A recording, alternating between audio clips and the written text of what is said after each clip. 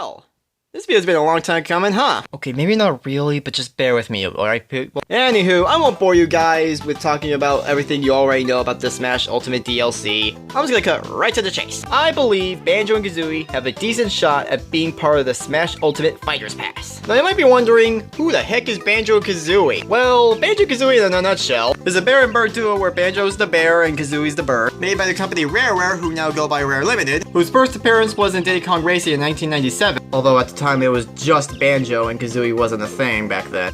In 1998, they got their own game on the Nintendo 64 called Banjo-Kazooie, which revolutionized the collectathon genre of video games, and then got a sequel on the same console a year later called Banjo-Tooie. Then in 2002, Microsoft purchased Rare, thus canceling Banjo 3, which was planned for the Nintendo GameCube in 2004. After Banjo-Kazooie and Tooie were put on Xbox Live, this came out. We don't talk about it. Okay, just to sidetrack for a second, I own 2 copies of the game. Why? Because the disc on this one got scratched up and I wanted to just play it because at the time I really liked the Banjo-Kazooie game, so I just wanted to buy this one because I wanted to play it again. And after playing it again, I realized that the game sucks. As a Banjo-Kazooie game, as like a standalone game, it's not that bad. So yeah, I own 2 Banjo-Kazooie nuts and bolts copies. Yay. Anywho, Rare did decide to make a couple of Banjo-Kazooie games on the Game Boy Advance, which I do not blame you in the slightest for not realizing these existed. Anyway, the games are called Grunty's Revenge and Banjo Pilot for the Game Boy Advance. And then Microsoft decided to make Rare Replay, where they put a whole bunch of Rare games on the Xbox One, including the 3 Banjo-Kazooie games. Not the GBAs, of course. So yeah, that's kind of just their history in a nutshell. But enough talk. Let's talk about why they have a good chance of being in Smash Bros. Now, before we move on, we do have to address the elephant in the room, Microsoft. You know, one of Nintendo's big rivals with gaming. And if Nintendo were to somehow get Banjo-Kazooie into Smash, they'd be basically promoting games for Microsoft. However, Nintendo and Microsoft actually have been pretty good friends recently. You know, with the whole Minecraft promotion for the Switch and, you know, playing together and all that with crossplay. You can also buy skins of characters of Banjo-Kazooie in Minecraft, in Switch, Wii U, and I think 3DS. I say think because I don't know if they do allow those skins on the 3DS, and I don't have a copy of Minecraft on the 3DS, and I don't want to get it on the 3DS. And to bring up the argument with, you know, Nintendo promoting games for Microsoft, I can see where you're coming from. However, you need to remember 2 characters that actually do that as of right now. Cloud Strife from Final Fantasy VII and Joker from Persona 5, who is part of the Fighters Pass. As if you didn't already know somehow. With Cloud at the time of his reveal during the Nintendo 3DS and Wii U Smash games, Final Fantasy VII wasn't on the Nintendo console at all at the time. It was in a few side games like Kingdom Hearts Chain of Memories on the Game Boy and Theatrhythm Final Fantasy on the 3DS. Nintendo never mentioned those games when revealing Cloud Strife.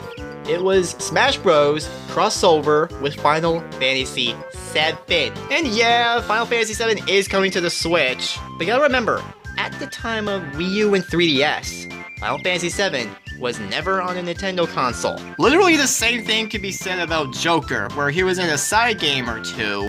The main game that Joker starred in wasn't on a Nintendo console, and Nintendo referred to Joker from Persona 5. But with Banjo-Kazooie, Banjo-Kazooie started out on a Nintendo console and just stayed on Xbox. So when you see Super Smash Bros. Ultimate X Banjo-Kazooie, you'll know that they're talking about the Banjo-Kazooie from the Nintendo 64.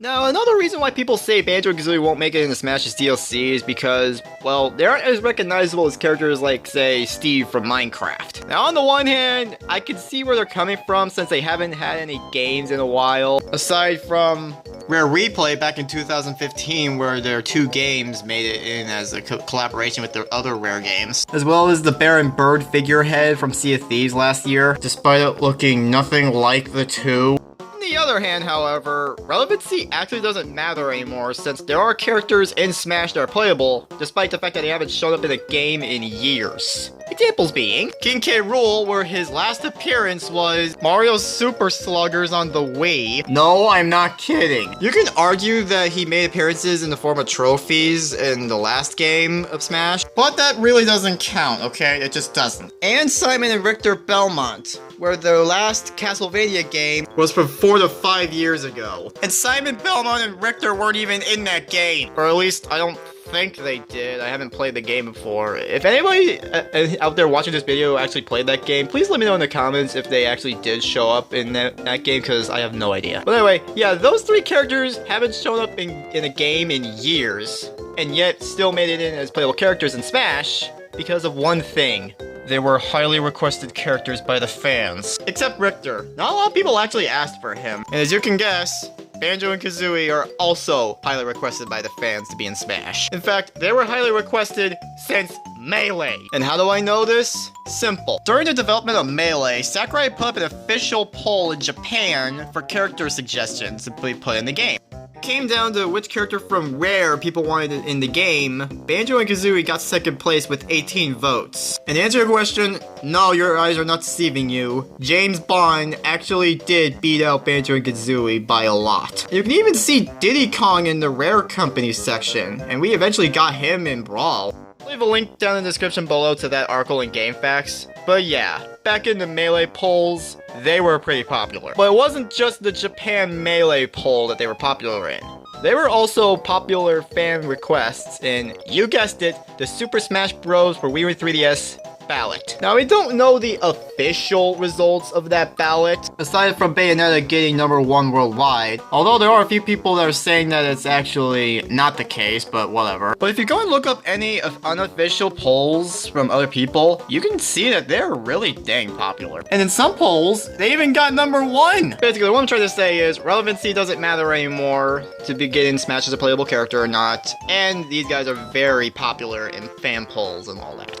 There were also a few people that actually asked Phil Spencer on Twitter, hey, is it cool that Banjo got into Smash? And yeah, you know where this is going. Phil Spencer, back in 2015, responded to one of them, saying that it would be cool if Banjo was in Smash Bros. And there would be no issues working with Nintendo since they worked with them on rare IPs before. Which is true with games like Banjo-Kazooie Grunty's Revenge and Banjo Pilot on the Game Boy Advance, and Diddy Kong Racing DS on the, well, DS. Granted, they removed Banjo and Conker in favor of Tiny Kong and Whizpig.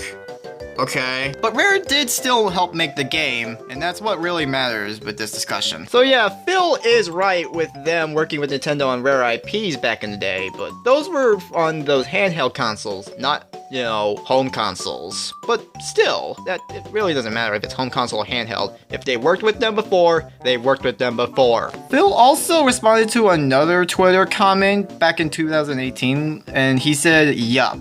I mean, it was brief, but he did still answer the question. Still? Shut up! Hey, someone had to bring it up. Yeah, Phil Spencer, as well as Nintendo, when you think about it with the ballot, are both aware of the big outcry for Banjo-Kazooie and Smash Bros. Now you might be thinking, alright, so they're popular. It's gonna take Nintendo and Microsoft months to work out a deal to get Banjo-Kazooie and Smash Bros. Well, you're right, but I think they have already worked that deal out last year. And this is the part of the video where we're going to be bringing up spoilers in the form of Datamine Codes from the game. Granted, the game's been out for a while, and people are also aware of these Datamine Codes for a while, but just in case you aren't aware of it still, here's a little warning for you. Now that spoiler alert's out of the way, let's talk about those said Datamine Codes. Before the game came out worldwide, the game was sold early up in Mexico, and people datamined that game beyond belief. And in that list of codes, there were 2 games in that list. Blast Dozer, which is Japanese for Blast Corpse, as well as Jet Force Gemini. I tell you what the Japanese name of it is, but I can't because the screenshot's blurry. Now, for those who have no idea what those 2 games are, I don't blame you since those games are very, not well known. They're both Nintendo 64 games that were made by Rareware. Yeah, there are 2 Rareware games hidden in the code of Smash Ultimate. Granted, they're not in the final game in the form of spirits or music or anything like that, but the codes are still there for some reason. So I do believe Microsoft and Nintendo did work out a deal so Nintendo can get the rights to Banjo-Kazooie to get them in Smash. In the form of DLC, of course. Before you say something like, oh, Nintendo didn't get the rights to Banjo-Kazooie, they were probably getting the rights for Steve to get him in Smash as DLC, but just so happened to also get rights for a few rare games along the way. Why on earth would they want to get the rights to both Steve and a few rare games when they weren't made by the same company? That just makes no dang sense, alright? But with the Datamine information, I believe that raises the chance of Banjo-Kazooie getting into Smash DLC. I could also talk about how their moveset would just fit perfectly in Smash, but two things. One, people have already been talking about that, and two, we'd be here all day. Now, if Steve did get into Smash DLC over Banjo-Kazooie, you know for a fact that I would definitely cry about it for a day or two, then kind of just get over it the next day. Cause yeah, it's no real big deal if Steve gets in over Banjo-Kazooie. It would be a stupid decision, but it's no real big deal. And with that, that's the end of this video. Thank you guys so much for watching this video. I hope you enjoyed the discussion, and I'll see you in the next video. See ya! Okay, before the video begins, I forgot to mention this in the video, but apparently Rare Limited was actually credited for like 8 to 12 background songs in Ultimate, and just like with the Jet Force Gemini and Blast Corps Spirits, they aren't in the final game. Not saying this is definite 100% guarantee proof that Banjo-Kazooie are going to be in the game as DLC, just thought I'd bring this up because I just found it kind of interesting. In the description, I'll leave a link to this video because this is exactly where I found the information right here. I couldn't actually find the information there on like any other website for some weird reason, so yeah, just go check this guy out in this video. This is where I got it from. With that out of the way, goodbye for real.